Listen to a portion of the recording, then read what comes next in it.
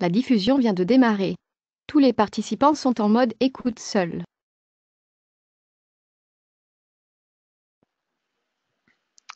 Alors bonjour à toutes et à tous et bienvenue à ce webinaire hebdomadaire crypto-monnaie. Yoav Nizar, très heureux de vous retrouver.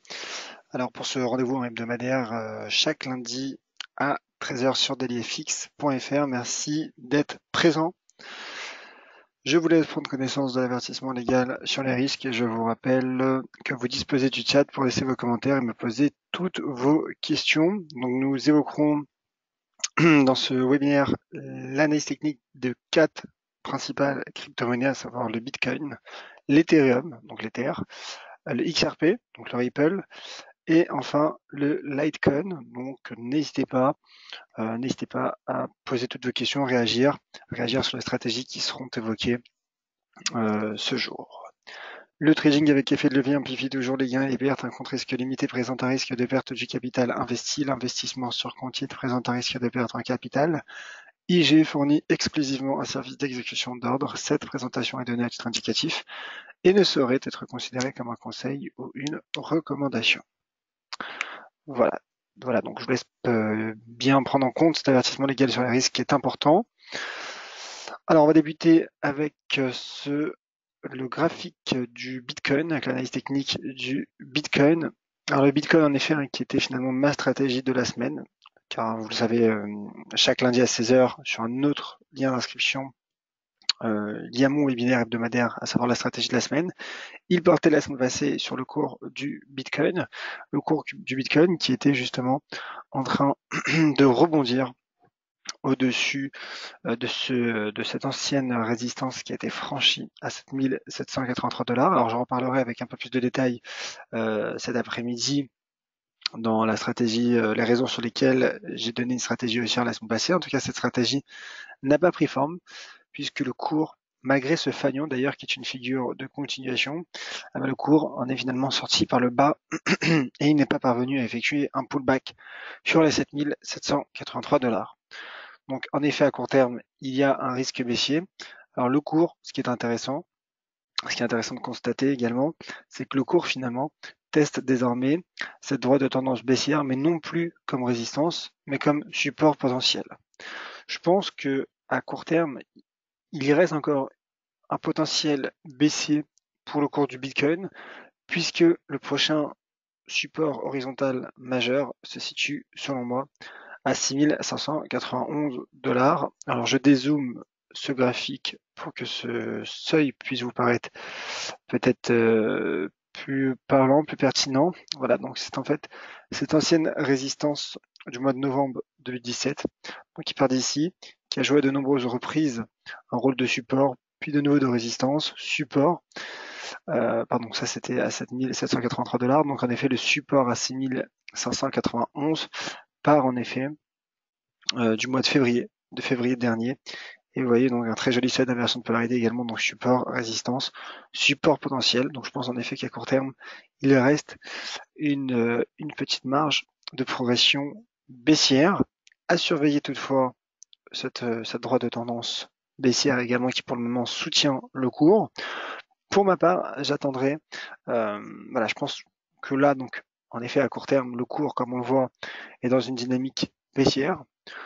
Donc, je pense que pour dégager de nouveau une stratégie haussière, j'attendrai dans un premier temps que le cours rejoigne, éventuellement, bien sûr, ses supports majeurs, à savoir 6591 ou peut-être un peu plus bas, 5864 $.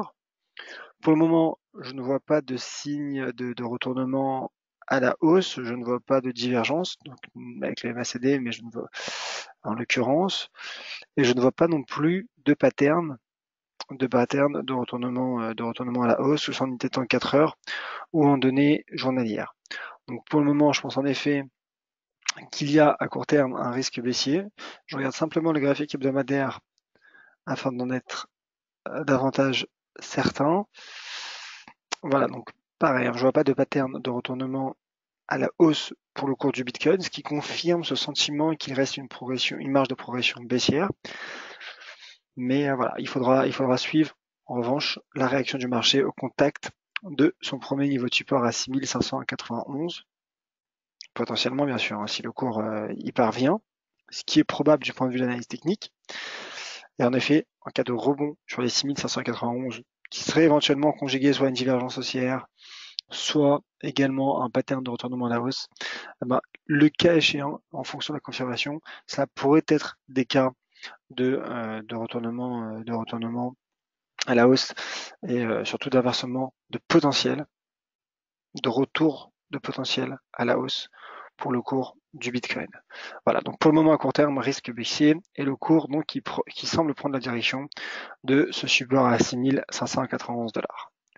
Le cours de l'Ethereum à présent, n'hésitez pas à me dire ce que vous pensez de cette stratégie sur le chat. Alors le cours de l'Ether qui lui a cassé cette droite de tendance haussière, une droite de tendance qui partait du 15 septembre dernier, donc quasiment un an, 11 mois en tout cas, et qui a quasiment, hormis cette fausse cassure du 29 juin, et peut-être oui, c'est cette petite fausse cassure également du 13 juillet, le cours qui a quasiment, il me semble, toujours tenu sa droite de tendance, il la casse et il retrouve désormais un niveau de support à 407 $.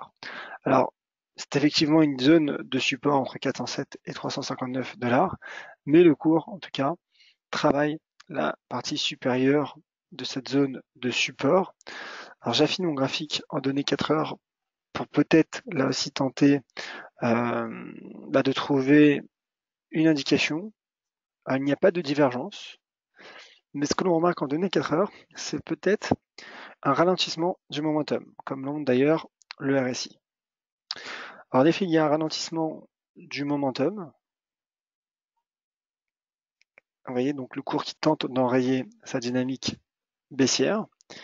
Et je regarde s'il y a peut-être également un triangle donc, qui pourrait donner des niveaux de support résistance intermédiaire. Donc là, en effet, il me semble qu'il y a un triangle, et en l'occurrence, le cours teste la partie inférieure de ce triangle qui correspond également à ce support dont j'ai parlé il y a un instant à 407 $. Donc je pense qu'un rebond sur ce support pourrait prendre forme. Le cas échéant, le cours pourrait alors pour du très court terme retrouver 426 $, la partie supérieure de ce triangle, mais ça c'est pour du très court terme. Je pense en tout cas que si ce support parvient à tenir et que le cours parvient à rebondir dessus, le cours de l'Ether pourrait, selon moi, retrouver 500 $, 500 $ qui est, je pense, la prochaine résistance majeure, puisque vous voyez, il s'agit d'un seuil d'inversion de polarité qui part du mois de décembre dernier. Et c'est également finalement le cours de clôture et d'ouverture de ces deux bougies, vous voyez, qui correspondent à ce plus récent sommet du cours de l'Ether, en tout cas ce sommet des 17 et 18 juillet. Et au-delà de finalement de cet aspect technique, 500 $ est également finalement un seuil psychologique, un seuil symbolique, puisque c'est un chiffre rond, la moitié du seuil à 1000. Donc je pense en effet qu'en cas de rebond, le cours pourrait se projeter en direction des 500 $, selon moi, évidemment. Alors bien sûr, une cassure des 407 $ renforcerait le risque baissier et le cours de l'Ether qui pourrait donc se diriger en direction des 359 $. Le Ripple, à présent, le Ripple qui teste, vous voyez finalement la dernière limite, la limite de la limite de ce biseau, de ce triangle en tout cas qui part du mois de janvier dernier et qui est composé donc de cette droite de tendance baissière et de ce support majeur à 0,42 $. Alors le cours qui sur ce niveau de support majeur pourrait selon moi tenter un rebond. En tout cas, si celui-ci prend forme, le cours du XRP pourrait atteindre à moyen terme 0,73 $, qui est ma première cible, et seconde cible à 0,92 $. Donc là, en effet, c'est le cours qui est sur support, le RSI également, sur un support à 39, 40 peut-être. Et si je me place en données hebdomadaires, je retrouve ce support majeur à 0,42, cette zone 0,42, 0,45, et qui pourrait donc faire réagir le cours du XRP, le cours du Ripple.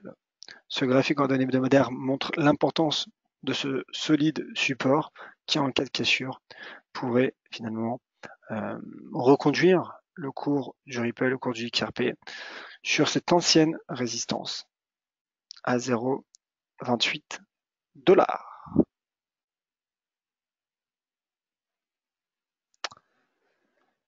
Alors, avant de passer au cours du Litecoin, je salue Lamek qui est présent sur le chat. Et il y a une question sur le Bitcoin, alors je reviens dans un instant. J'évoque simplement le Litecoin et ensuite je regarde de nouveau le chat pour toutes les questions. Donc si vous en avez, c'est le moment, puisque je traite à présent donc la dernière des 4 crypto-monnaies dont je parlerai aujourd'hui. Alors le Litecoin qui est en effet baissier, à l'image du marché, à l'image des autres, à l'image du marché des principales crypto-monnaies, et qui retrouve un support lui aussi, à 73 $. Bon, ce qui est intéressant de constater, c'est qu'hormis le Bitcoin, les autres altcoins que je viens d'évoquer sont sur des niveaux de support techniques. Donc, en effet, sur support, bon, je me dis qu'un rebond pourrait prendre forme. Le cas échéant, un retour sur 108 $, me paraît probable. Alors, vous me direz à très court terme, il y a une première résistance à 90 $, en effet, qui pourrait être finalement notre première cible, mais court terme. Alors, c'est vrai qu'en général, je fais des analyses plutôt swing moyen terme. Donc, je pense en effet qu'à moyen terme, seconde cible, donc, se situerait à 108 $, qui est d'ailleurs situé juste au-dessus du seuil symbolique et psychologique à 100 $. Car c'est vrai que le seuil à 108 $ est un niveau de support assez propre lorsque l'on regarde, qui part de ce point haut du mois de décembre, pas du mois de décembre, pardon, mais de la séance du 3 décembre, puis ensuite niveau de support qui a été rompu au mois de juin. Il y a donc près de 2 mois, et le cours depuis, donc sur un horizon de temps court moyen terme, se stabilise à l'intérieur d'un mouvement latéral. Donc en cas de rebond, objectif, comme je le disais, à 90 $ pour du court terme, et pour du moyen terme, à 108 $. Une nouvelle cassure de ce support à 73 $ pourrait, selon moi, reconduire le cours du Litecoin sur 45 $. Voilà donc pour cette analyse du Litecoin et pour cette analyse technique des 4 crypto-monnaies, donc à savoir Bitcoin, Ethereum, Ripple et Litecoin. Je regarde de nouveau le chat et donc question de la mec. Après une bonne analyse technique, n'est-il pas mieux d'acheter que de vendre les crypto-monnaies, surtout le Bitcoin? Alors déjà, comme vous le savez, comme vous l'avez bien lu dans l'avertissement légal sur le risque, je ne donne pas de conseils en investissement. Donc ce n'est pas à moi de vous dire si vous devez ou acheter. Moi, je vous fais part simplement d'une analyse technique. Alors concernant le Bitcoin, ce que je disais, c'est qu'en effet, dégager une stratégie baissière, c'est vrai qu'il y a un risque baissier. Mais quel seuil d'invalidation? À 7 783 $? Du coup, je pense que le risque serait plus élevé que l'espérance. Donc le ratio R3 ne serait selon moi pas optimisé. Donc je pense qu'attendre de voir comment réagirait le cours du Bitcoin à l'éventuel contact bien sûr, de ces supports, que ce soit 6591 ou 5864 $, je pense que ce serait peut-être plus intéressant. Ce que je disais tout à l'heure, attendre un éventuel, alors bien sûr c'est simplement conditionnel, mais un éventuel apparition de pattern de retournement à la hausse sur un support pourrait en effet permettre, sur l'analyse technique, de dégager une stratégie haussière sur le Bitcoin. Pour le moment, ce n'était pas le cas, donc à court terme, je pense qu'il y a un risque technique. Le cours teste son point bas de la séance d'hier, qui correspond d'ailleurs à son point bas de quasiment 3 semaines. Donc voilà, il y a pour le moment une mauvaise dynamique du cours du Bitcoin.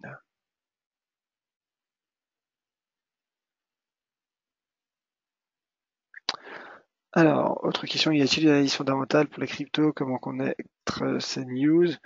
Alors oui, bien sûr qu'il y a des fondamentaux. Il y a divers fondamentaux.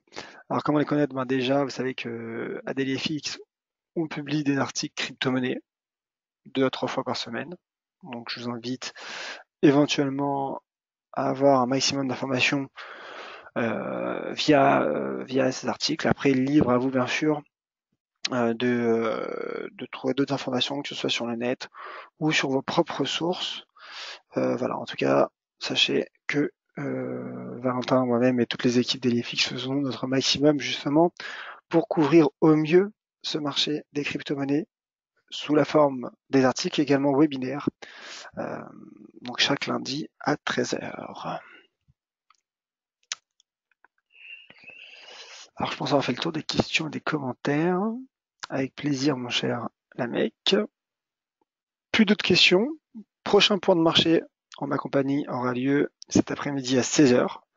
Lien d'inscription à retrouver sur le site dailyfx.fr pour la stratégie de la semaine. Donc c'est un point de marché court, concis, dans lequel justement je vais reparler du Bitcoin, puisque le Bitcoin était ma stratégie évoquée la semaine passée. Je reviendrai également sur la stratégie de cette semaine, donc je vous donnerai ma stratégie.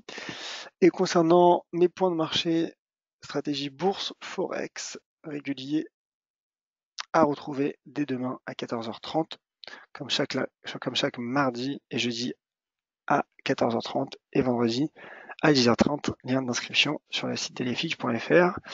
Prochain point de crypto-monnaie aura lieu lundi prochain à 13h. Nous vous attendons nombreux. D'ici là, bien sûr, n'hésitez pas à suivre notre actualité, toutes nos analyses, soit sur les cryptos, sur le forex ou les autres actifs. Sur Twitter, @Yoav Nizar, merci à toutes et à tous. Soyez prudents sur le marché des crypto-monnaies qui est un marché indécis, incertain, mais également volatile.